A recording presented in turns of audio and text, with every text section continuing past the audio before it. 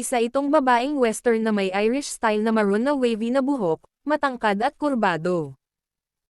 Lavender eyeshadow, rosy thin lips, tamad na matingkad na mata. Ang mga daliri ay kitang-kita ang itim na nail polish. Ang kulay ng balat ay hindi masyadong puti, ito ay parang gel sa liwanag.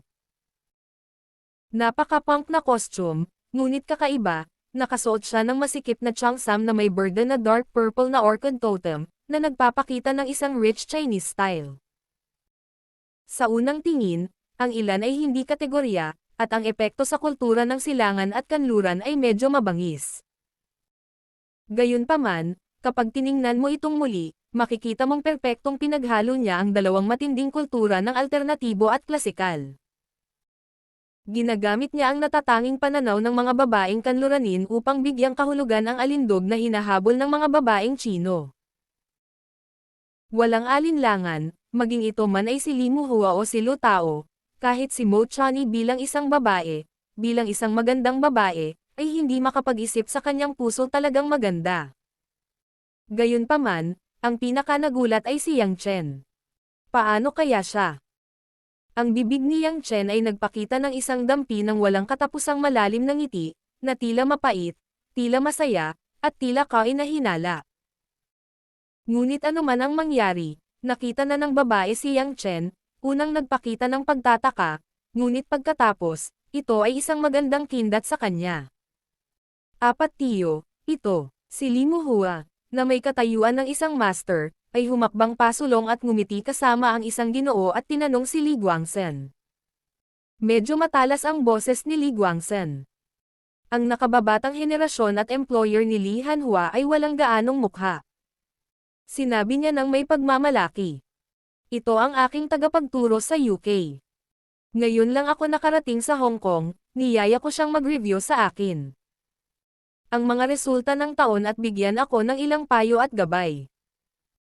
Sa totoo lang, si Li Guangzhen ay isang 40 taong gulang, at ang kanluraning babaeng ito ay nasa edad na 20 anyos pa lamang. Doctoral tutor talaga siya. Ito ay talagang hindi ka panipaniwala. I know that this beautiful lady is your mentor. Can you elaborate on it? Walang pag-aalinlangan na tanong ni Li Muhua, ngunit ang kanyang mga mata ay nalipat sa puting kagandahan. Ang bibig ng babae ay nagbabalangkas ng isang perpektong ngiti, at biglang nagsalita ng matatas na inchik. Hello everyone, my name is Jane Christina Arthur Elizabeth Mountbatten von Windsor Alexander. This is my whole name, if you don't mind, gusto kong tawagin lang ako ng iba. Jane. Simple. Isang salita, simple sa isang simpleng pangalan, ngunit ang kanyang mahabang listahan ng mga buong pangalan, ngunit hindi ito dapat balewalain. Ang mga pangalan ng mga kanluranin ay may iba't ibang pinagmulan. Lalo na sa United Kingdom, kung saan ang mga araw ng imperyo ay hindi bumagsak, ang mga marangal na tradisyon ay ginawa ang kanilang mga pangalan ay kumakatawan sa dugong maharlika. Arthur man, Elizabeth, Mountbatten o Alexander sa pangalang ito ang titulong gagamitin ng maharlika na sumisimbolo sa kapangyarihan at kaluwalhatian. Siyempre, maraming ordinaryong sibilyan din ang gagamit ng mga pangalang ito, ang middle name, halatang hindi simpleng sibilyan ang babaeng nasa harapan namin. Ang mga taong naruroon ay hindi illiterate. Nang marinig nila ang ganoong pangalan, agad nilang naiintindihan kung gaano kakomplikado at misteryoso ang background ni Jane. Kahit na, malamang na mayroon siyang ilang mga nakatagong aristokratikong titulo. Ikinagagalak kong makilala ka, Miss Jane. Inabot ni Li Muhua si Jane at ngumiti sa araw. Hindi siya hinawakan ni Jane, ngumiti ng magalang, at mukhang isang marangal na prinsesa. Ito dapat si Mr. Li Muhua, ang presidente ng Jinyun Group. Paumanhin, humihingi ng handshake ang mga lalaki sa mga babae. Hindi ito naaayon sa etiquette. Kaya tumanggi ako. Ang gayong direktang pagtanggi ay medyo napahiya kay Li Muhua, ngunit hindi inakala ng mga tao sa paligid niya na nagpapakitang gilas si Jane, na parang ito ang dapat na mayroon si Jane. Sumimangot si Li Guangzhen at sinabing, Muhua, huwag kang bastos sa aking guro. Bilisan mo at maghanda, hindi mo binigyan ng pagkakataon ang guro. Mabuti. Bagamat medyo hindi nasisiyahan si Lee Mohua, hindi niya ito ipinakita at sinabihan siyang sumunod sa isang klase. Si Jane ay napaka-curious na magtanong. Munting plum, ano ang ibig sabihin ng pag-agaw ng hangin? Maliit na plum. Ang titulong ito ay natural na ibinigay kay Lee Guangsan. Lahat ay tumingin kay Lee Guangsan na may kakaibang tingin. Hindi ko inaasahan na si Dr. Lee, na mahigit 40 taong gulang, ay isang maliit na kaakit-akit sa isang dayuhang populasyon. Namula si Lee Guangsan, ngunit hindi siya naglakas loob na sumagot kaagad. Isumbong ang guro, tanungin lamang ang mga bisitang kara-rating pa lamang na kumain ng masarap. Oy! Nag-aaral ako ng bagong Chinese na salita, tila tuwang-tuwa si Jane. Nakangiti siya at mukhang 17 anyos na babae.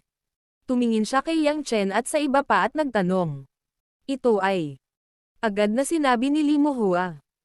Ito ang mga kaalyado natin sa kooperasyong ito sa negosyo. Dinala ko sila upang bisitahin ang mga bagong material na environment-friendly ng Research Institute at nagpa siya sa huling kontrata. Hindi ko inaasahan na makakapunta si Miss Jane dito, Jane. Si Miss ay ang mentor ng aking 4 na tiyuhin, gusto kong pumunta para bigyan kami ng ilang profesional na payo sa akademiko. Nakatingin kay Yang Chen na may pagtataka, tila hindi ko maintindihan kung bakit biglang naging miyembro ng delegasyon ng kumpanya ang lalaking ito. Nakita ni Lee Guangsan na hindi nagsasalita si Jane, iniisip na hindi masaya ang kanyang tutor, at agad na hindi nasisiyahan at sinabi. Mohua, paano ka makakahingi ng payo sa guro ng basta-basta? Alam mo ba ang pagkakakilanlan ng guro?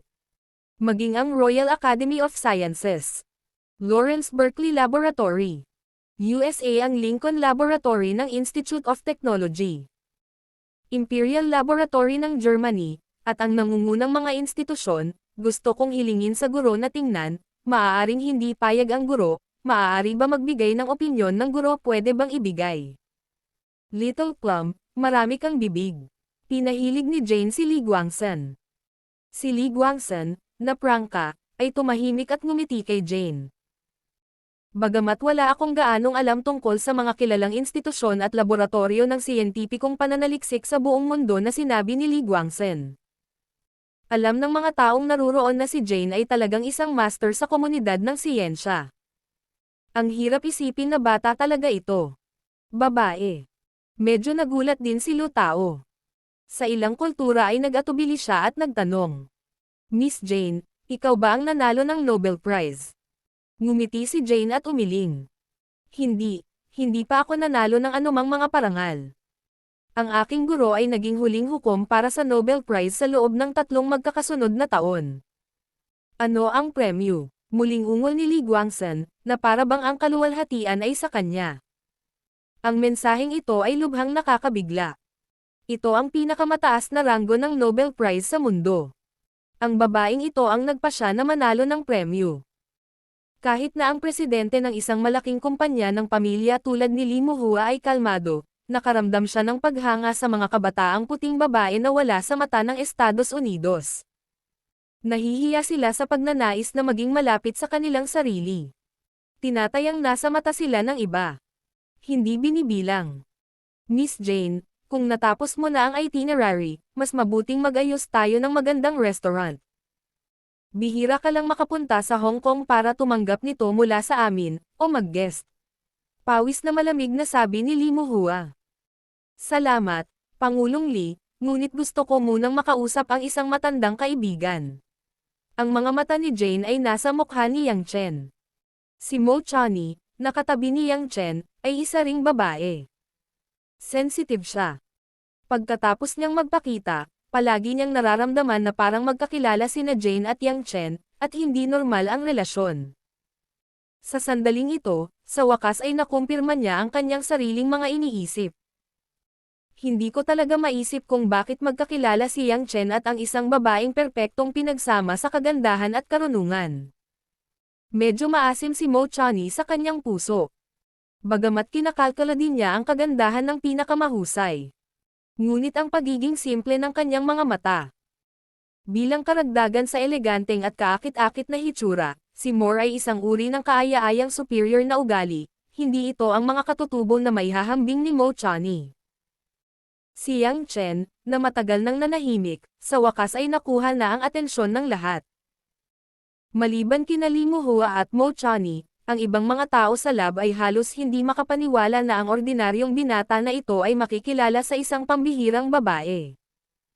Si Lee Guangzhen ay nag-iisip ng mabuti at iniisip na si Yang Chen ay isang dalubhasa sa isang partikular na larangan at hindi niya ito nakilala.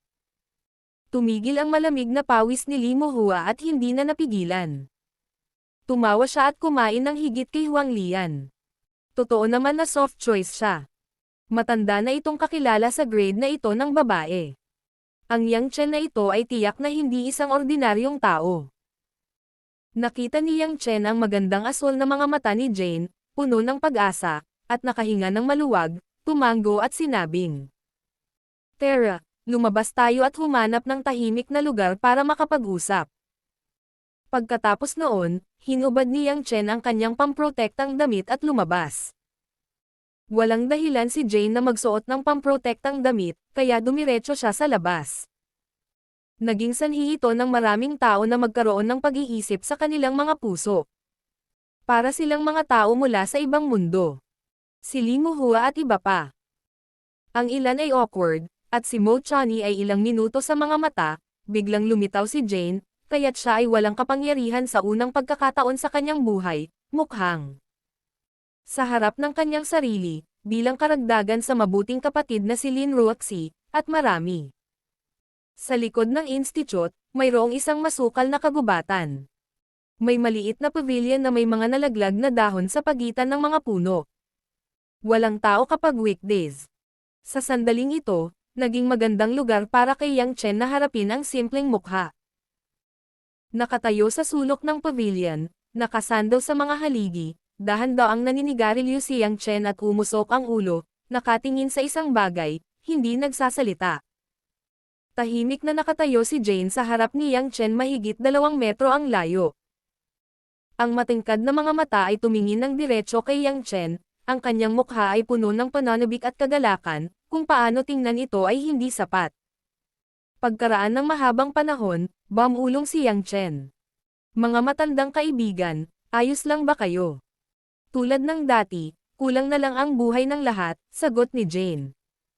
"Mabuti naman." Komportableng tumango si Yang Chen. Natahimik sandali si Jane at nagtanong, "Hades, hindi ka ba talaga babalik?" Tumangala si Yang Chen. "Don't call me Hades. I use my real name now. You call me Yang Chen, right? I am a male public clerk at Yulei International in China. Now I am an ordinary urban man." Excited na excited ang ekspresyon ni Jane. Nang hahawakan na niya ang tiyan ay pinilit niyang pigilan ang sarili at ipapalakpak ang kanyang mga kamay. "Binabati kita, Yang Chen, ang iyong pagbabago ay sa wakas ay nagtagumpay." Hindi maiwasang mapangiti ni Yang Chen. Oo, bumalik sa China sa loob ng mahigit kalahating taon, hindi lang nagkaroon ng mga bagong kaibigan, kundi nagpakasal din, naging pamilya, at sa wakas ay mamuhay ng normal. "Ikaw. Nagpakasal." Nabigo si Jane at namutla ang mukha. Nang makita ang biglaan at pangit na mukha ni Jane, si Yang Chen ay walang magawa, ngunit hindi niya alam kung paano siya aliwin. He said with a strong smile, "Aba, may asawa ako at hindi illegal. Kapag may asawa ang lalaki, kasal ang mga inchik." Sabi nga. Yumuko si Jane at tumangala at sinabing, "Oo, dapat kong batiin ka, ang aming postped Severus, ay dapat na isang magandang babae." Ito ay maganda, ngunit hindi niya alam na magkakaroon siya ng kakaibang titulo. "Umaasa din ako na hindi niya malalaman ang buhay na ito," sabi ni Yang Chen. Kinagat ni Jane ang labi, ito ay nagpapakita na mahal mo talaga siya. Mas mabuting sabihin na responsibilidad ng mag-asawa kaysa magsabi ng pagmamahal. "Ayoko nang hindi masyadong malinis, para maalikabok ang dalisay niyang kaluluwa." "Mukhang enjoy na enjoy ka sa present life," Jane said with some regret. "I think everyone will be very disappointed." Marami sa kanila ang naghihintay sa araw na babalik ka. Umiling si Yang Chen. I never said that I want to leave everyone. Kailangan ko lang ng medyo relaxed na environment. Ikaw ang mas nakakaalam sa akin. I should understand. Nag-aalalang tanong ni Jane. May seizure ba ngayon? Paminsan-minsan ay mas mahirap kontrolin, ngunit hanggat hindi ito labis na ginagamit ang kapangyarihan ng mga pambihirang tao, ito ay malusog pa rin. I'm sorry. Palagi kong sinasabi na gusto kitang tulungang tanggalin ang kadena na ito, ngunit nagsumikap ka ng husto.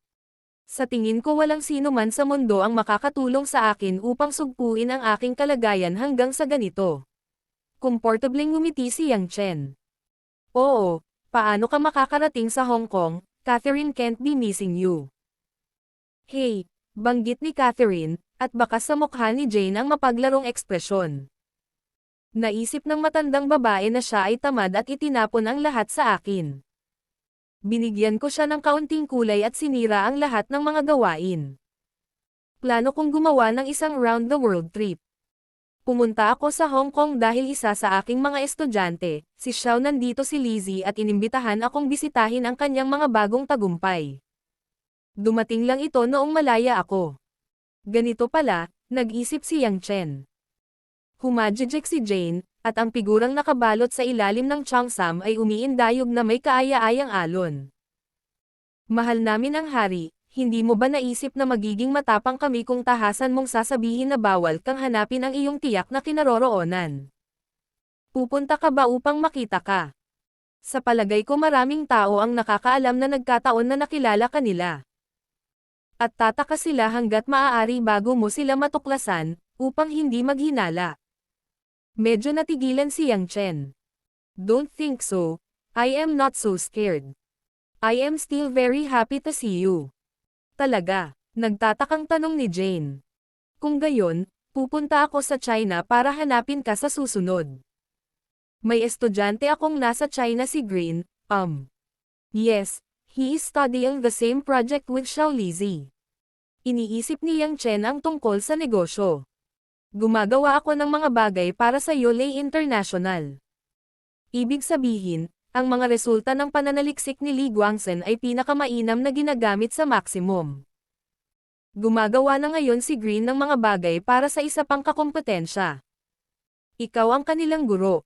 Maaari ka bang tumulong? Nakipag-coordinate ako mula rito, simpleng hayaan silang magtrabaho para sa gilid ng aking tagiliran, na Nagel iligtas sa akin sa susunod na kailangan kong hukayin ang pader.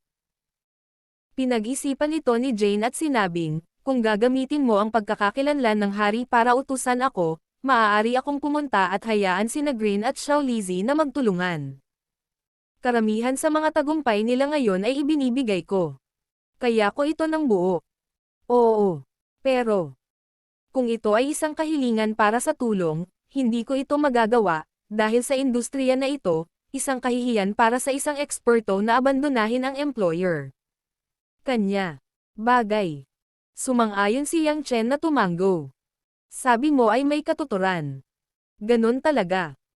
Kung ayaw mong bigyan ng kaunting patnubay si Li Guangzhen, hayaan mo siyang umunlad ng mas mabilis, kung gayon ang problema ay hindi malaki. May iba pang mga paraan, madaling sabi ni Jane. Kung gusto mong makabuo ng mga bagong material na makakalikasan. Makakapagbigay ako ng maraming hindi natukoy na teknolohiya na handang tumulong sa iyong kumpanya na maging nangungunang kumpanya sa mundo. Isa. Alam ni Yang Chen na ang dalagang ito ay hindi kasinungalingan. Siya ay pinangalanan bilang isang genius girl mula noong siya ay bata. Ang mga taong ito ay low-key na paglalakad sa pinakasopistikadong pananaliksik sa mundo sa iba't ibang industriya. Tanging ang mga bagay na tamad niyang pag-aralan, lahat ng pinag-aaralan ay madalas na isang malaking tagumpay. Marami sa mga resultang ito ay itatapon o sisirain niya. Sa kanyang mga salita, hindi niya nais na ang mundo ay masyadong mabilis na umunlad, na humahantong sa isang lumalagong social class break na dulot ng teknolohiya. Nang magretiro sandali ang dalawang lalaki, biglang may naalala si Jane at nagtanong. Yang Chen, hanggang kailan ka mananatili sa Hong Kong? Mga 3 araw o higit pa. 3 araw. Napaisip si Jane, 3 araw sa loob ng 3 araw, may gagawin ako para sa iyo, baka makatulong ito sa iyo. Hindi alam ni Yang Chen kung ano ang gagawin ni Jane, ngunit hindi sinabi ni Jane na hindi siya nagtanong. Mahigit kalahating oras na nag-usap ang dalawa nang walang malay. Pagbalik nila sa main entrance ng institute, naghihintay na sina Li Mohua, Li Guangzhen, Mo Chani at iba pa. Nakita ni Mo Chani si Yang Chen na nakikipag-usap kay Zhen Xiao sa lahat ng paraan, at ang kanyang puso ay naging mas hindi komportable, ngunit sa kagandahang loob, siya ay bahagyang ngumiti. Natagpuan din ni Jane si Mo Chani na nakatayo sa tabi ni Yang Chen. Mula sa pananaw ng kanyang mga kanluranin, ang kagandahan ni Mo Chani ay hindi masyadong namumukod-tangi, higit sa lahat dahil ang kagandahan na nakikita niya noong araw ni Jane ay sobra-sobra. Kung ikukumpara, ang magandang bahagi ni Mo Chani sa oriental na babae ay mas karapat-dapat sa kanyang atensyon. Sa oras na ito, natuklasan ng insightfulness ni Jane ang amoy ng asim sa mga mata ni Mo Chani. Agad niyang naintindihan kung ano iyon, at ngumiti si Yang Chen. Teacher, mabibilang mo, Terrace Restaurant. Ngumiti si Li Guangzhen at hiniling akong sumakay sa bus. Sumimangot ang mahinang thrush. Little Plum, dahil gumagawa ka ng mahahalagang proyekto, aalis ka sa institute pagkatapos ng R&D. Pagkatapos ng hapunan, babalik ako at susuriin ang iyong mga resulta ng pananaliksik. Li Guangzhen. Iminungkahi ni Li Mohua at Shano. Miss Jane, sa katunayan, napakahirap ng 4 na tiyuhin itong mga buwan, at mainam na lumabas at magpahinga paminsan-minsan. Paumanhin, hindi ako nakinig sa mga opinyon ng ibang tao sa mga tuntunin ng akademiko at edukasyon. Magalang na sabi ni Jane at nagkusang pumasok sa sasakyan. Natigilan si Li Mohua sa kalahating pangungusap. Bagamat may apoy sa kanyang puso, alam kong tiyak na hindi ito isang tao na maaari kong pukawin. Kinailangan kong tumawa at utusan ang mga tao na umalis. Pinili ni Li Mohua na aliwin ang restaurant ni Jane, isang sikat na western restaurant sa Kowloon, Hong Kong, malapit sa asol na tubig. Ang buong restaurant ay idinisenyo na may reference sa Western Gothic na simbahan.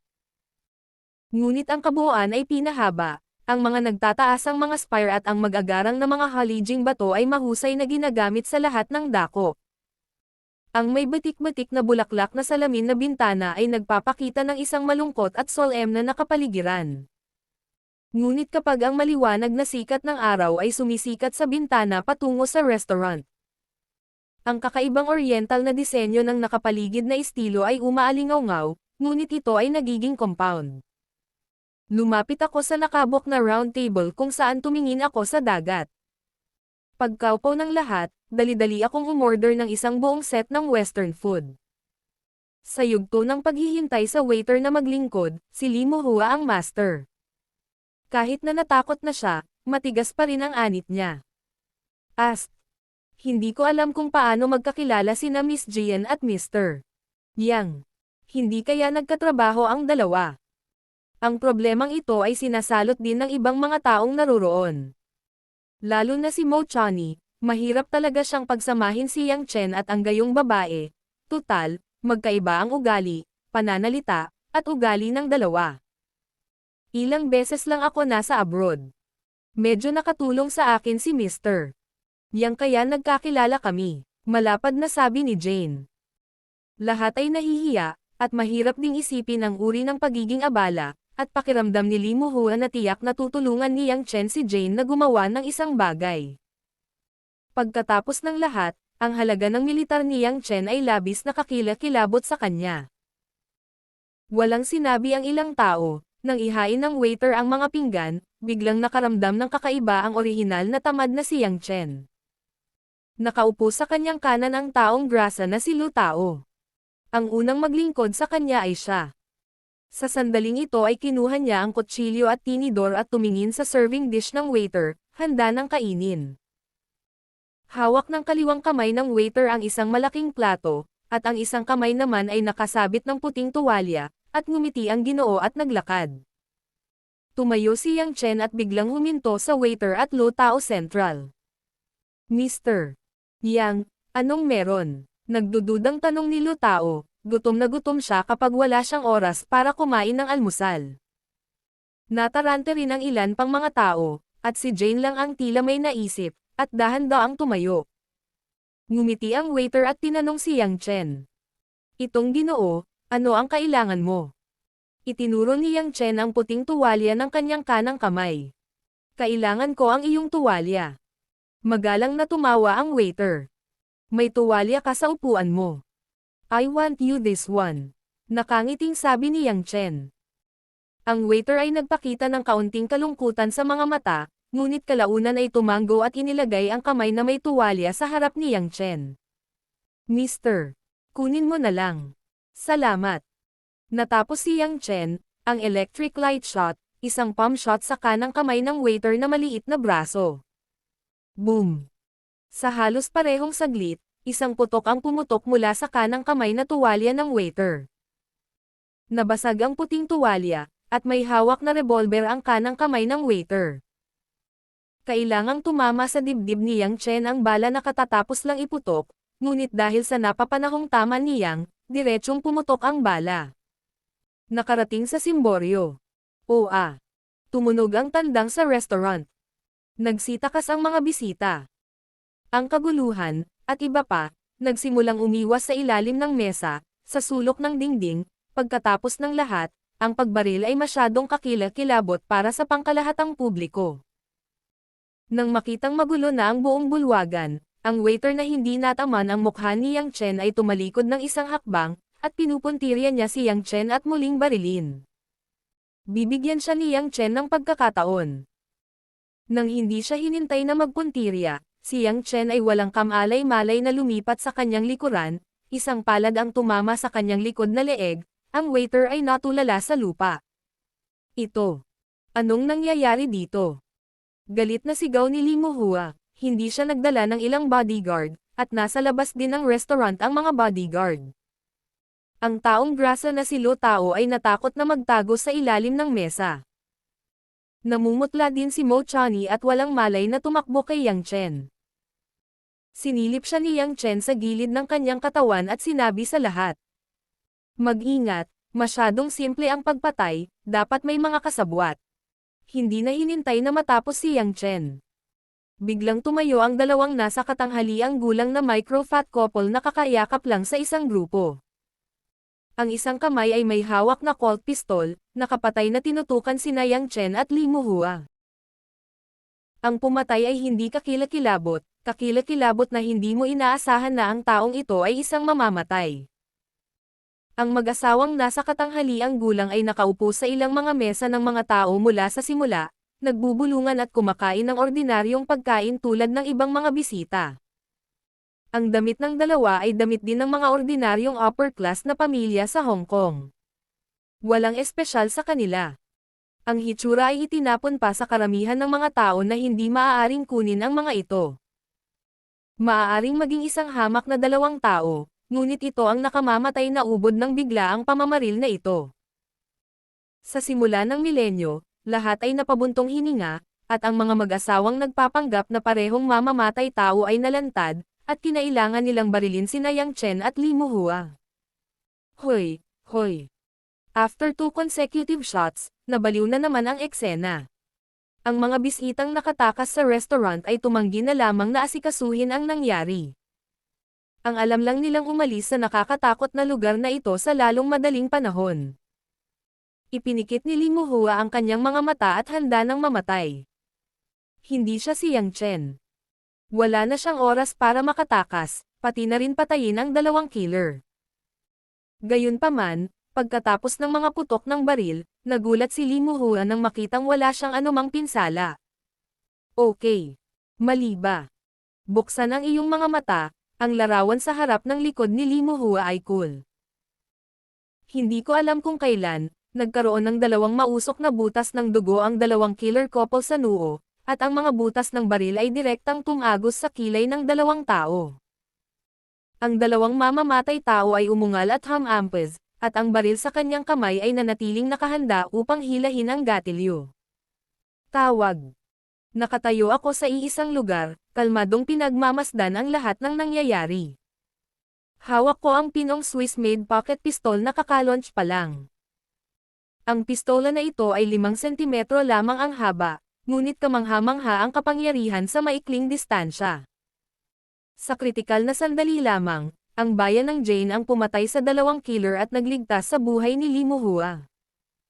Naramdaman ni Lee Muhua na ang mga buto ng buong katawan ay kasing bigat ng tingga, at marahan siyang umupo sa lupa. Muli siyang naglakad mula sa linya ng kamatayan at bumagsak. Si Mo Chani ay natatakot din sa malamig na pawis. Nang makita na ang kaligtasan, na si Yang Chen ay si Jane, ay nagpapasalamat at naiinggit, tulad ng isang babae, wala siyang kapangyarihang magseselos. Okay lang ba? Mahinang tanong ni Yang Chen, hinahaplos ang pamumulaklak ni Mo Chani dahil sa pagkabigla. Ang puso ni Mo Chani ay matamis at mapanganib. Ang una niyang inaalala ay ang sarili niya, hindi si Jane. Ito ay nagpapakita na sa kanyang puso, siya ay hindi bababa sa maikli. Dahil dito, biglang napagtanto ni Mo Chani na isa lang siyang nag-aalalang tao. Kung si Yang Chen ay isang tao na ipagwalang bahala ang kanyang sariling pinagmulan.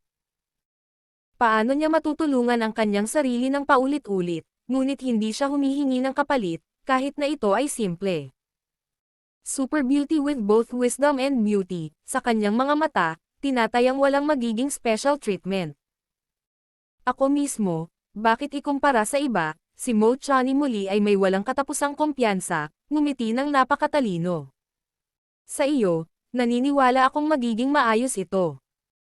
Hindi maintindihan ni Yang Chen kung paano biglang bumangon ang babae sa sikat ng araw, gumaan ang pakiramdam, at komportableng tumango. What the asterisk is going on? How come may gustong pumatay sa atin?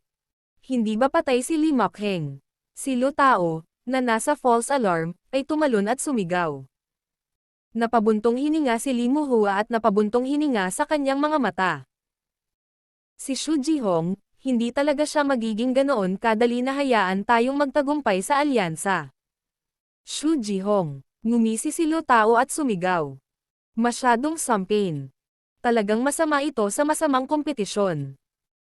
Ano ang gagawin, kung babalik ka sa China, hindi ito mas mapanganib?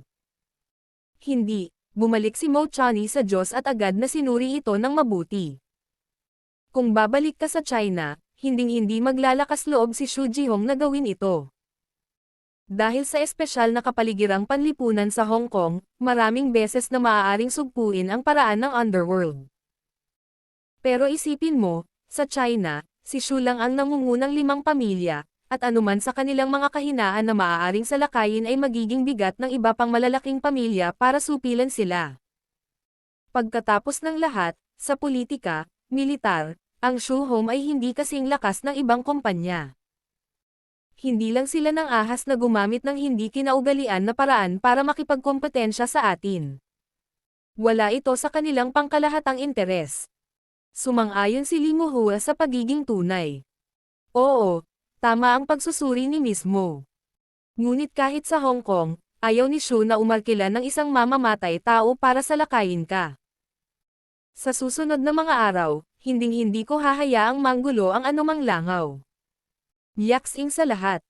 Sa oras na ito, maraming mga follow-up na bodyguard ang sumugod sa tabi ni Lee Muhua, at sinaway siya ni Lee Muhua.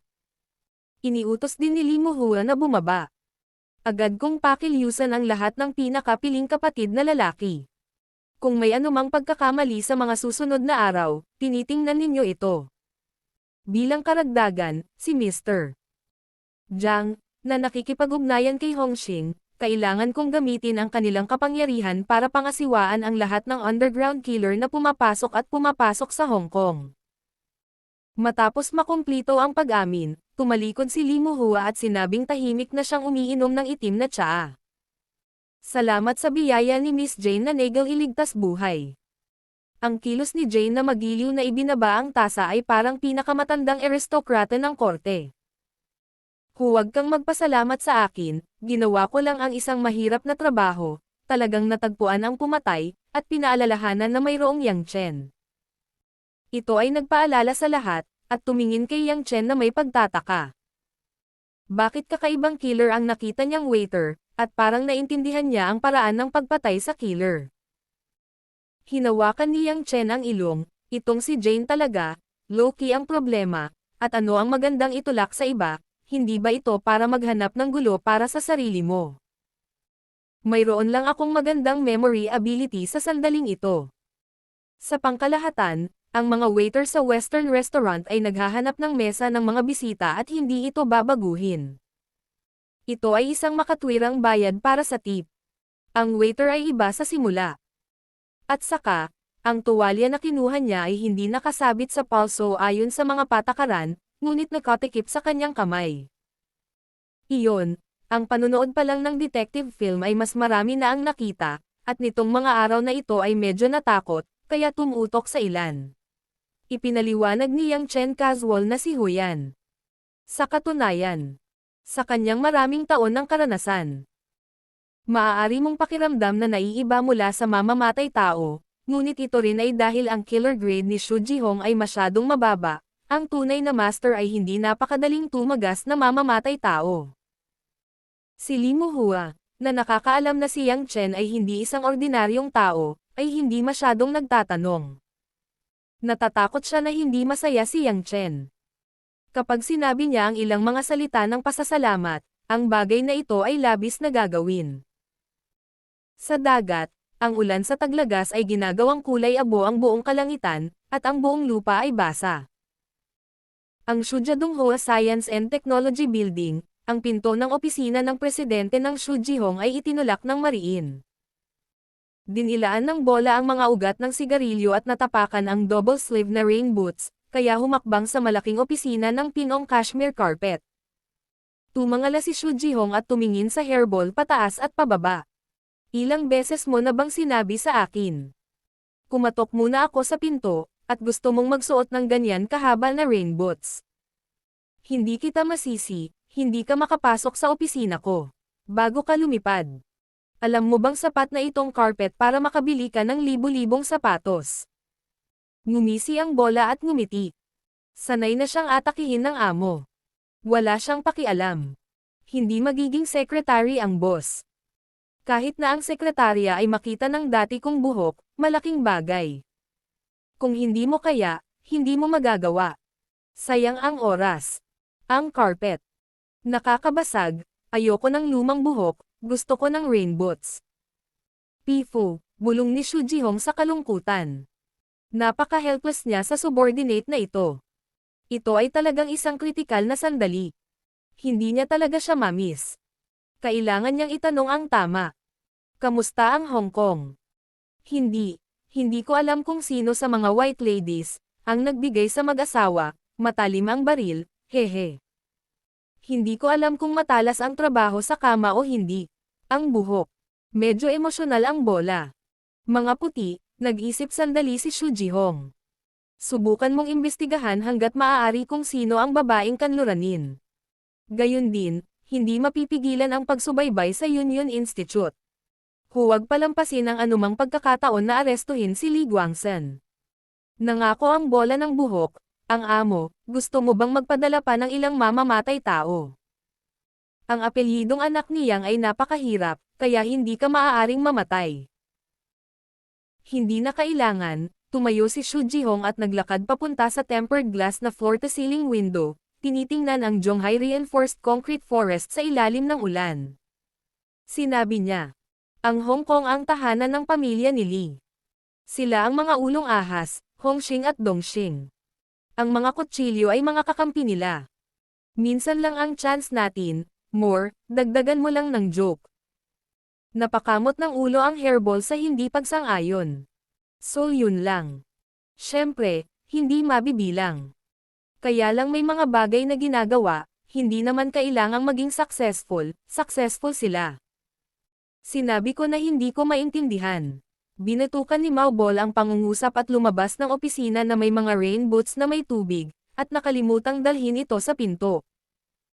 Pagkalipas ng 2 gabi, sa coffee shop ng Lydia Twilight Villa, nakaupo sina Yang Chen at Jane sa coffee table sa sulok, at ang halimuyak ng purong asul na bundok ay nananatili sa paligid. Hindi ko lang talaga ako pinapalabas para sa isang tasa ng kape. Tumingin si Yang Chen kay Jane at walang sinabi. Dinilaan ni Jane ang manipis na labi. Aba, miss ko na si Miss Mo. Don't worry, it won't take you much time. Then you will return to China, and I will leave Hong Kong. It's not the meaning. Bagamat si Chani ay isang babaeng pinapahalagahan ko, ngunit hindi ko pa nararating ang relasyong iyon, alam ni Yang Chen na nagbibiro si Jane at walang pakialam. Nag-aalangan lang ako, gusto mo bang bigyan ako ng regalo na nakapag-iisa kong binuo nitong nakaraang 2 araw? Huminga ng malalim si Jane at nagpakita ng isang matalinong ngiti. I decided, ibibigay ko pa rin sa'yo. Pagkasabi, may inilabas na maliit na dilaw na plastik na bote mula sa bulsa ng pantalon ng Maong. Ang labas ng bote ay walang label, at ang laki ng hinlalaki ay napakaliit. Ano ito? Gamot. Kinuha ni Yang Chen ang bote, piniga ang takip ng bote at nalaman na mayroong mahigit 1 dosenang dark brown na table tas sa loob. Medyo komplikado ang hitsura ni Jane. Sa nakalipas na ilang taon, pinag-aaralan ko kung paano kontrolin at puksain ang iyong kakaibang sakit. Bagamat hindi pa ako nakakagawa ng perpektong solusyon, karaniwang naunawaan ko ang ilang pangunahing mga prinsipyo sa pamamagitan ng sapat na dami ng mga eksperimento. Ito ay ang tableta na nakompleto ko ang huling eksperimento noong nakaraang buwan. Hindi ko ito binigyan ng pangalan dahil hindi ito kailangan, ito lamang ang nagsisilbi sa iyo. Anong papel? Mahinang tanong ni Yang Chen. Pwede mong pilitin na magpakatatag kapag hindi mo kayang kontrolin ang sarili mo, pero habang dumarami ang mga gamit, bababa ang efficacy, at, baka samahan, mas marahas ang susunod na sakit. Mabagal na sabi ni Jane. Kung sa madaling salita, ito ay isang talamak na lason. Maaari itong maging sanhi ng hindi mo kailangang magdusa ng maikling panahon, hindi mo kailangang magwala, ngunit sa huli, maaari kang tuluyang mawala ng sangkatauhan dahil dito. Natahimik si Yang Chen, pagkatapos ay ngumiti. Sinasaktan mo ako o iniligtas? You can choose not to use it. I take out it because I don't want to hide it from you. Tumingin si Jane kay Yang Chen ng may pag-asa. Kilala mo ako, hindi ako makakatanggi. Siyempre, sana hindi ko magamit. Pagkatapos nito, inilagay ni Yang Chen ang bote ng gamot sa bulsa ng kanyang pantalon. Napabuntong hininga, malalaman ko. Alas 10 na ng gabi ang eroplanong bumalik sa China mula sa Hong Kong. Ang tiket sa gabi ay medyo mura, kaya kahit na lagi mong hinahayaan kang kumuha ng business class, hindi ka makakabili ng tiket para sa araw. Paglabas ng airport at pagdating sa pintuan ng gusali, kinuha ni Lo Tao ang kanyang munting katulong at si Yang Chen para magpaalam. Sa pagkakataong ito, pinahirapan ng business trip ang matabang lalaking ito, at natakot siya at nabigla. Wala siyang masyadong pagkakataon na makipagtulungan sa kanya. Nakatikim ng matamis na araw si Xiaomi. Nilanghap ni Mo Chani ang malamig na hangin sa bakanan ng dagat sa gabi, at mahinang nagsabi. Uuwi ka na ba? Tumanggaw si Yang Chen. Gusto mo ipadala kita? Hindi. Ang sarili kong sasakyan ay nasa parking lot din, at hindi maganda, biglang kumurap si Mo Chani kay Yang Chen. Kapag nalaman din ni Xiaosan, 1 linggo ka nang hindi nagkikita sa main room. Can't bother you again. Sa pagsasalita tungkol sa pangungusap na ito ay isang maasim na lasa, si Yang Chen ay medyo napahiya. Lumapit si Mo Chani at ibinuka ang kanyang malalambot na braso para yakapin si Yang Chen. Hininga niya ang hininga ng lalaki, pagkatapos ay bumitaw, umatras ng ilang hakbang, at kumaway kay Yang Chen. Kahit na ako ay nag-aatubili, ngunit palam. Pagkatapos noon, tumalikod si Mo Chani at kinuha ang malita at naglakad patungo sa garahe. Ang likod ng palihim, sa ilalim ng pag-iilaw ng gabi, ay tila tiwala at malaya. Nakahinga ng maluwag na tumingin sa kanya si Yang Chen. Pagkatapos ng pagpunta ngayong gabi, sa susunod na pagkikita ng kumpanya, nakikiramay lang ang dalawa sa kanilang mga kasamahan. Ang ganitong uri ng damdaming nakabaon sa lupa ay halata kay Mo Chani. Ito ay hindi patas, ngunit si Yang Chen, na hindi kailanman naharap sa gayong emosyonal na mga problema, ay natural lamang na nawala. Bumalik sa Longjingyuan Villa, maliwanag ang mga ilaw sa bulwagan. Inihagis ni Yang Chen ang mga bagahe sa sulok. Akala ko hinihintay na siya ni Wang Man na umuwi. Maaari siyang lumapit at tingnan ang taong nakaupo sa sofa, ngunit si Lin Ruoxi. Si Lin Ruoxi ay nakasuot ng pink na kulay. Ilang makapal na cotton pajama. Pajama na pantalon. Pininturahan ng mga makukulay na spot. Isang aswal na seda na nakabalot. Nakaupo sa isang puting sofa, hawak ang fashion magazine na ito sa kanyang kamay, tila tahimik at malambot. Araw ng linggo ang malamig na hininga ni Rina parang nawala na. Nang makita si Yang Chen na papasok sa pinto, itinaas ni Lin Ruoxi ang kanyang ulo, at ang liwanag ay parang purong kristal na parang inosenteng mukha. Nang walang kahit katiting na kahulugan ng kulay, tila hindi niya ito nakita. Kumurap-kurap siya at nag-click, kahit kumusta siya. Mapait na ngumiti si Yang Chen. Iniisip na ang sanggol na asawang ito ay biglang bumaling sa pakikipagtalik, at nagplanong magkaroon ng mabuting asawa at mabuting ina, at hinintay na umuwi ang kanyang asawa sa gabi. Looking at this appearance, hindi ko pa rin siniseryoso ang sarili ko. Humakbang si Yang Chen at tumingin sa mga pajama ng cute na little girl style ni Lin Ruoxi na may labis na interes. Napakalaking tao, oras na para magsuot ng ***** pajama. Ang pajama na ito ay halos pareho para sa mga babae. Ito ang pinadala sa akin ng lola ko, nakasuot ng mga gawi. Patuloy na tinitingnan ni Lin Ruoxi ang magazine. Kapag bumili ka ng isang libro, tulad ng isang nourish, hindi mo inaasahan na magsuot ng mga damit ng napakatipid. Ngayon ang kaarawan ni Lola. Kapag namiss ko siya, isusuot ko itong pajama. Itinabi ni Lin Ruoxi ang magazine at sinabing. At hindi ko na kailangang bumili ng mga damit dahil ang kumpanya mismo ang nagbebenta ng mga damit. Natigilan si Yang Chen. Hindi nakakagulat sa kanyang silid. Si Lin Ruoxi ay naghanda ng napakaraming bagong damit. Hindi niya kailangan na gumastos ng maraming pagsisikap, direkta mula sa Jade Fashion Department Store upang magpadala ng isang batch ng mga tao sa linya. Pinulot ang kape na nabasa mula sa coffee table at hinampas ito, nagtanong si Lin Ruoxi. Naging maayos ba ang negosasyon? Tinatanong mo ba ang proseso, o ang resulta? May pagkakaiba ba? Tanong ni Lin Ruoxi. Oo, ang proseso ay napakakapanapanabik, gusot at baluktot, ngunit ang resulta ay makinis at overfulfilled na mga gawain. Sagot ni Yang Chen. Tumingin sa kanya si Lin Ruoxi saglit. Can you tell me the thrilling, twisted and twisted part? Oh, sa katunayan, wala. Iyon ay. Ang pamilyang Lee ay may kaunting contradiction sa loob. At pagkatapos Xu Jihong ang maliit na kontrabida na iyon, bilang isang katunggali, ay nagdulot sa amin ng kaunting problema. Malayang sinabi ni Yang Chen. Biglang tumayo si Lin Ruoxi, ang kanyang boses ay bumuti ng ilang beses, ang kanyang mga mata ay kumislap at tumingin kay Yang Chen, ang kanyang mukha ay natatakpan ng hamog na nagyelo. Deep Night Assassination, Biochemical Bomb, Kidnapping Blackmail, si Lee Mak-heng ay binaril at napatay, iyon ay isang maliit na contradiction. Ang pamamaril sa 3 killer sa Kowloon West Restaurant ay isang maliit na problema. Yang Chen, alam mo ba kung ano ako, kaya mo bang lokohin ang batang babae? Napangiti si Yang Chen. Ayoko talagang maging boss ng Yulei International. Ang mga tao ay hindi pumupunta sa Hong Kong. Kahit saan sa Hong Kong, bawat galaw ay kilala. Oo, alam mo kung bakit mag-abala.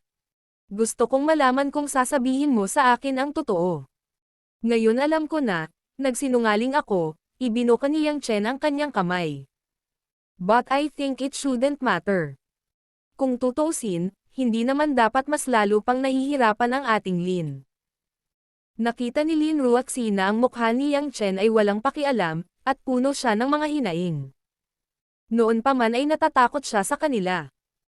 Nagkaroon siya ng mga bangungot sa mga araw na ito, ngunit ang taong ito ay tumanggi na sabihin ang totoo sa kanyang sarili, at tumugon siya ng napakamapanghamak.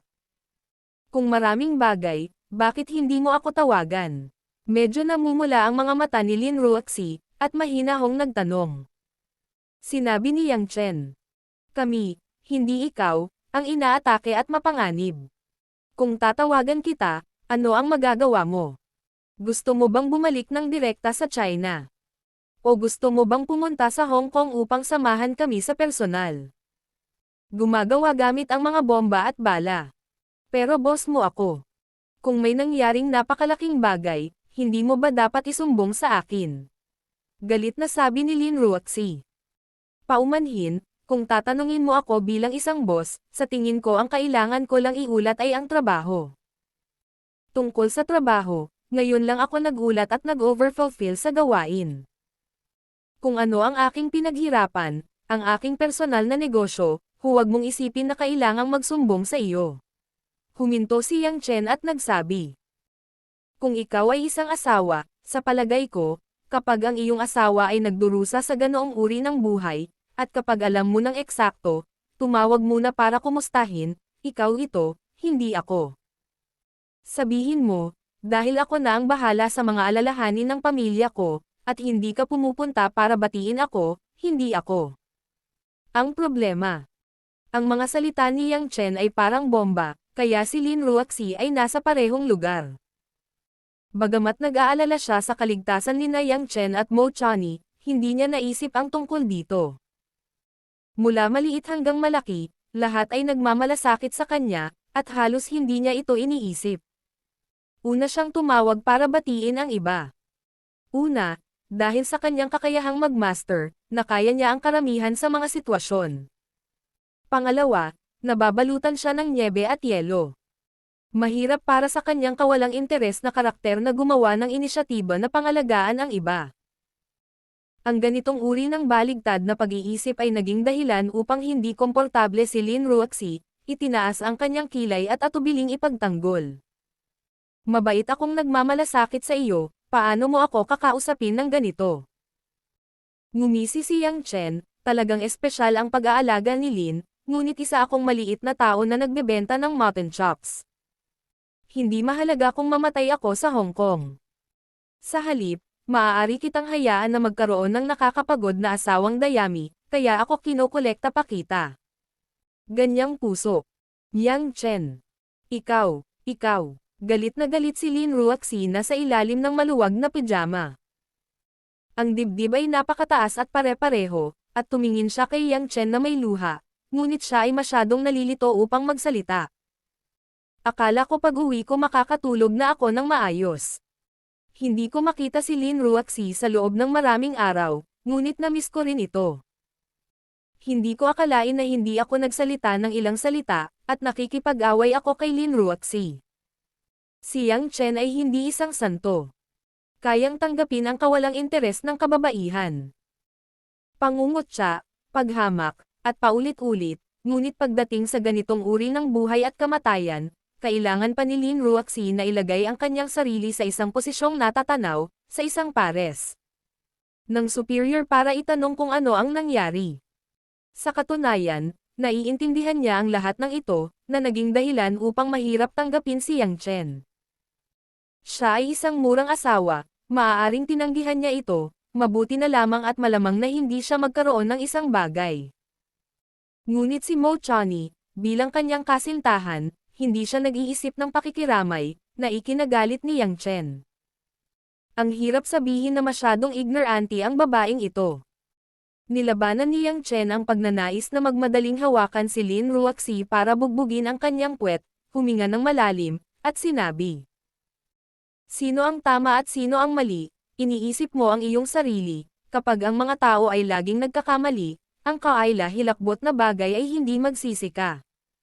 May pera ka, may hitsura, ngunit hindi ito nangangahulugan na ang lahat ay dapat na humawak sa iyo, sa paligid mo, kahit na bilang isang asawa, ang iyong asawa, huwag pansinin. Sa pagsasalita tungkol dito, direktang lumiko si Yang Chen at naglakad patungo sa pintuan ng villa. Nang makitang kakauwi lang ni Yang Chen, naramdaman ni Lin Ruoxi na sumakit ang kanyang dibdib, oo. Hindi lang siya amo, kundi higit pa sa kanyang asawa. unti-unti niyang napagtanto na hindi sapat ang kanyang ginagawa. At ang mga salitang sinabi niya ay masyadong hindi makatao, ngunit ang likas na pagmamalaki ng kanyang puso ay naging dahilan upang hindi niya magawang bitawan si Yang Chen. Let's go, mabuti pang wag na kayong bumalik. Bumulong si Lin Ruoxi at sinabi. Ang lakas ng tenga ni Yang Chen ay napakahusay. Kahit mahina at lamok, malinaw pa rin ang pandinig nito. Tumalikod siya at ngumisi. Huwag kang mag-alala, pinapaalis ako ng ibang babae. Pagkatapos nito, lumabas ang ulo ni Yang Chen nang walang pag-aalinlangan, at muling binuksan ni Pang ang pinto. Sa bulwagan.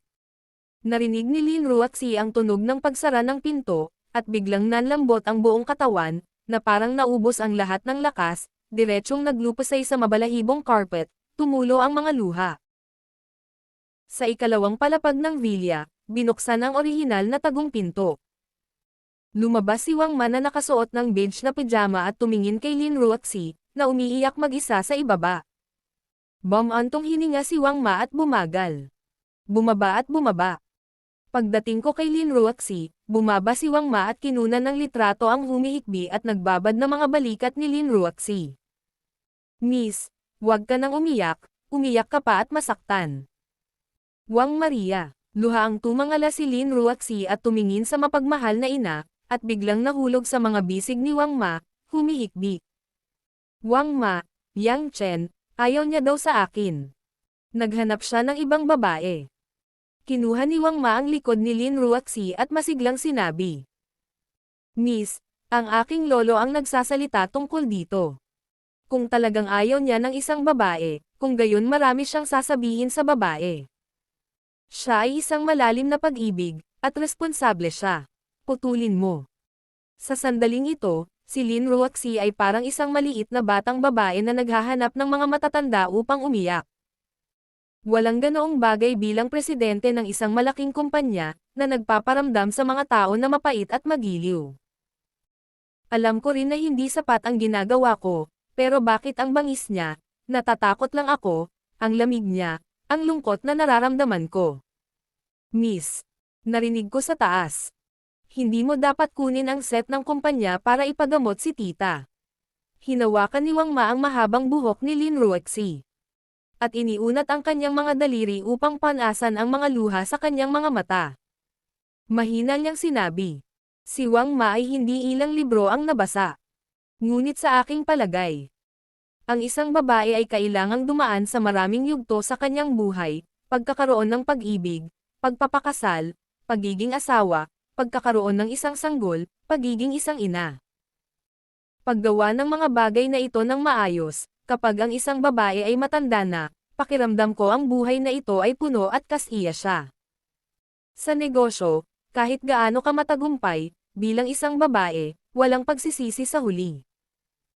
Gusto ko ring mamuhay ng maayos, pero lagi siyang hindi umaakyat, nababalisa ako, hindi ko maiwasang magalit, bulong ni Lin Ruoxi. Miss, wala po ang lolo ko, wala po kayong silbi. Ang mahalaga nasa puso ka ng lolo mo. Nakikita mo sa pagkakataong ito, alang-alang sa amo, hindi ba nagkusa ang lolo na humingi ng business trip? Ito ay nagpapakita na siya ay nagmamalasakit sa iyo, kumakain sa amo. Suka, nakangiting sinabi ni Wang Ma. Dahil pinahihintulutan nito ang lolo na seryosong makilahok sa gawain, palaging may iba pang mga paraan upang mapabuti ang problema. Ang masyadong apurahan ay magdudulot lamang ng sama ng loob sa tiyahin. Sa palagay ni Lin Ruoxi, parang nanlumo siya. Ngunit mayroon siyang ganoong relasyon sa napakaraming babae. Sa kumpanya pa lang, nabalitaan ko na siya at ang 3 babae sa kanilang departamento ng relasyon sa publiko ay may kakaibang relasyon, hindi banggitin ang sa labas, kaya naniwala ako sa kanya. Ngumiti si Wang Ma at sinabing, Miss, huwag mong sisihin si Wang Ma, may bibig ako. Kasal ka na hanggang ngayon, at hindi pa pumapasok ang lolo mo sa kwarto mo, pati na ang intimacy ng mag-asawa tuwing weekdays. Ang aking lolo ay isang normal na tao. Nagpakasal ako sa isang asawa, ngunit hindi ko ito mahawakan. Hindi ko ito ginagalaw. Hindi ba ito tungkol sa buhay niya? Miss, Ang magagandang orasan ay hindi maiikot, ang magagandang damit ay hindi masusuot, at ang mga mamahaling sasakyan ay hindi mabubuksan, hindi iyan masyadong malaki. Hindi ko maaaring hilingin sa aking lolo na panatilihin kang antik, at hintayin ang presyong ibenta. Wang Maria, anong mga antigo, sold out, mahirap marinig. Si Lin Ruoxi ay may magandang mukha at matamis na boses. Ngumiti si Wang Ma at inilahad ang kanyang mga kamay at hinawakan ang maselang mukha ni Lin Ruoxi. Miss, sa tingin mo, may ilang babae sa buong China, at may kukumpara mo sila sa iyo. Kung bibigyan mo ako ng kaunting tamis, kung mayroon kang isang maliit na tita, paano mo pa makukuha ang iyong puso? Ibang babae. Kapag oras na, lahat ay masasabi, kahit na ang dalaga ay hindi gumawa ng maliliit na pandaraya na iyon, ang lolo ay hindi papasok sa trabaho. Talaga, may ilang intensyon si Lin Ruoxi. Siyempre, naging mainit at naplantsa si Wang Maria. Ito ang mga karanasan ni Wang Maria. Ang mga tao, sa katunayan, ang ideya ay napakasimple. Sino ang hindi magnanais na gumanap ng mahusay sa harap ng isang babae na gusto nito? Natatakot ako na ang pagganap ay magiging maganda, at ang mga kababaihan ay not. Give him some expression. Ang gusto ngayon ng ginang ay ipaunawa sa lolo niya na may pakialam ka rin sa kanya miss at hayaan siyang magkaroon ng motivation para ipagpatuloy ang pagsusumikap. Natigilan si Lin Ruoxi sa kanyang mga mata. Wang Ma, hindi ka ba kasal? Bakit mo alam ito? Ang mga salita ni Wang Ma ay sumisigaw, at ako ay natigilan at namumula. Hindi ako kasal, pero lagi akong may mga karanasan sa pagitan ng mga lalaki at babae noong bata pa ako. Ang pag-miss sa akin ay mabuti, mula maliit hanggang malaki, kailan si Wang Ma? Niloko mismo. Tumanggo si Lin Ruoxi ng maluwag at nag-alinlangan at nagtanong. Pero mukhang galit na galit siya ngayon, paano kung hindi na siya bumalik? Tara hanapin natin. Nag-aatubili na hinawakan ni Wang Ma ang ulo ni Lin Ruoxi. Miss, I can't always let my grandfather actively contact you. The husband and wife must love each other. Ang sabi ng mga sinaunang tao ay ganoon din. Gusto mo bang yayain siyang umuwi? Hinigop ni Lin Ruoxi ang kanyang bibig sa medyo nahihirapan. Sinabi ni Wang Ma ng may malakas na puso. Miss, sa mundong ito, wala nang mas sagrado, mas mabuti, mas tapat na ugnayan kaysa sa mag-asawa. Mga magulang, balang araw aalis sila, mga kamag-anak at kaibigan, hindi palaging magkasama, kanilang mga anak paglaki ko, lilipad ako sa sarili kong langit. Ang mga mag-asawang nagmamahalan lang ang tatanggo hanggang dulo, kaya hanggang dulo.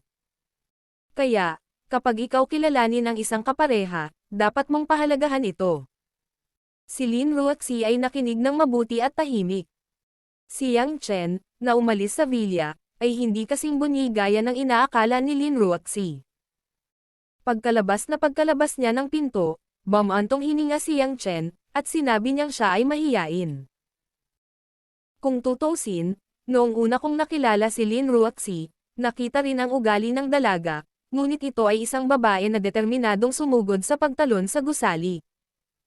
Kung sinabi niya ang ilang mga salita upang sabihin na ang kanyang asawa ay namatay, pagkatapos ay siya ay maglaro ng malaki. Gayunpaman, ito ay isa ring no-brainer. Sa pananaw ni Yang Chen, si Lin Ruoxi ay napakatalino sa karamihan ng mga aspeto, ngunit sa mga tuntunin ng emosyonal na katalinuhan, ito ay mahina at nakakaawa, at kailangang sanayin ng mabuti. Kung hindi, ito ay isang plorera ng mataas na karunungan. Walang laman pa. Siyempre, nang lumabas sila ng bahay, hindi na makabalik si Yang Chen ng ganoon kaga. Kahit na gusto niyang harapin ito, kaya muli siyang nagmaneho, umalis sa Longjingyuan, at dirdiretsong tumakbo sa Rose Bar kung saan naroon si Rose. Napaka-unstable ng trabaho ni Rose. Nang dumating si Yang Chen sa kanyang mabangong boudoir, nalutas nito ang pulong ng Western Union at naging isang magandang babae sa underground queen ng Western District. Nakahiga siya sa kama at nanonood ng sine. Ang translucent black tulle open-work pattern nightdress ay nakabalot sa isang magandang figure. Sa leather mattress, ang rosas ay mukhang tamad at kaakit-akit. Nang makitang biglang pumasok si Yang Chen sa pinto, walang alinlangan na nagulat siya kay Rose at lumipad mula sa kama patungo sa mga bisig ni Yang Chen.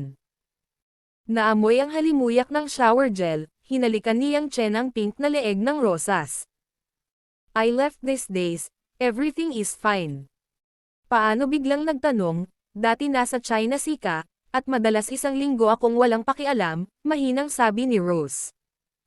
Si Yang Chen ay nahihiya, gaano kataas ang emosyonal na katalinuhan ng babaeng ito. Sa isang simpleng pangungusap, napuno ako ng guilt at awa para sa kanya, at hindi ko maiwasang mahalin ito. Higit pang tumanggi, nagpa siya si Yang Chen na tapusin ang negosyo at pag-usapan ang iba pang mga bagay. Kahit na si Yang Chen ay sinamahan ni Mo Chani sa mga araw na ito, ang relasyon sa pagitan ng dalawa ay nasa yugto pa rin ng pagunlad, at ito ay isa ring business trip. Imposibleng ibagsak ang mga tao at basta-basta. Hindi madaling makatawid si Mo Chani kay Lin Ruoxi. Daokan, kaya naging masculine ako. Ang rosas ay hindi inihagis, ngunit ang interes ay mataas. Nagtataka na tinanong si Yang Chen na bumalik na lang, paano niya siya makikita. Hindi nagtatago si Yang Chen. Babalik siya sa kanyang tahanan at magsasalita tungkol sa susunod na iceberg president. Akala ko ang isang babaeng katulad niya ay isang babaeng may mataas na antas ng kasanayan at isang napaka-mature na babae.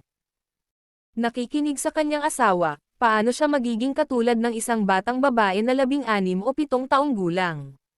Mukhang natuklasan ni Rose ang New World. Pumikit si Yang Chen. It's not so exaggerated. Iba siya sa iyo. Bagamat napaka-independent mo mula sa murang edad, ang iyong kapaligiran sa pamumuhay ay naiintindihan mo ang mundo ng kalikasan ng tao. Kung ang kapaligiran ng ilog, hayaan bilang karagdagan sa pag-aaral na pamahalaan ang kumpanya at nakikipagkompetensya sa iba sa mall, ang kanyang pamilya at damdamin ay malabo lahat. Ang mga babaeng iyon sa pangkalahatan ay napakadalisay at napakakaibig-ibig. Sa madaling salita, dahil sa kamangmangan at kamangmangan, ang mga lalaki ay mas malamang na protektahan. Kumunat ang noo ni Yang Chen. Na napakakul, ngunit may ganoong katangahan. Tinapik ni Rose ang guya at hinawakan ang kanyang baba sa kanyang mga kamay.